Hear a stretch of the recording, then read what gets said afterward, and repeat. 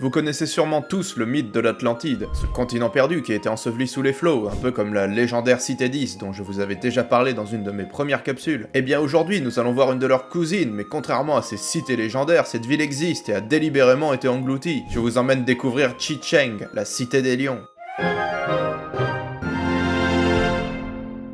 Salut les jeunes, je suis Tillingast et aujourd'hui je fais de la plongée. Située dans la province du Zhejiang, dans l'est de la Chine, au pied de la montagne Wuxi, ou montagne des 5 lions, cette ville siège aujourd'hui sous 25 et 40 mètres de profondeur dans le lac artificiel Qiando, aussi connu sous le nom de lac des 1000 îles. Pourtant, il n'y a pas si longtemps, la ville était encore à l'air libre. Il faut tout d'abord remonter en 1959, l'année où la Chine a construit un barrage hydroélectrique sur la rivière Xinan. Toute la zone autour de la cité des lions a alors dû être inondée pour accueillir une nouvelle retenue d'eau. À la suite de ce projet, 300 000 personnes ont dû faire face à une évacuation forcée de la zone. C'est ainsi que la cité des lions disparut sous les flots. Il a fallu attendre plusieurs décennies avant que la ville oubliée soit redécouverte en 2001 par des plongeurs. Vous l'aurez remarqué au style architectural, mais la cité ne date pas d'hier. Elle aurait été fondée il y a 1400 ans, même si pas mal de bâtiments remontent au 16e et 18e siècle, comme les remparts de la ville ou les sculptures de lions, dragons ou autres phénix. C'était une des villes les plus puissantes de la Chine à son apogée. Et on pourrait croire que la submersion de cette petite cité millénaire d'un demi-kilomètre carré serait une tragédie pour l'histoire.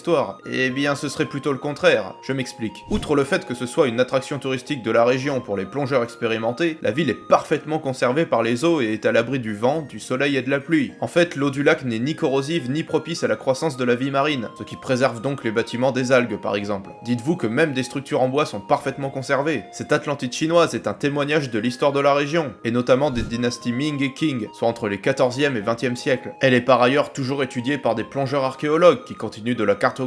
Si cette capsule vous a plu, n'oubliez pas de vous abonner et de clocher, vous connaissez la chanson. Quant à moi, je vais me remater l'Atlantide de Disney. Salut les jeunes.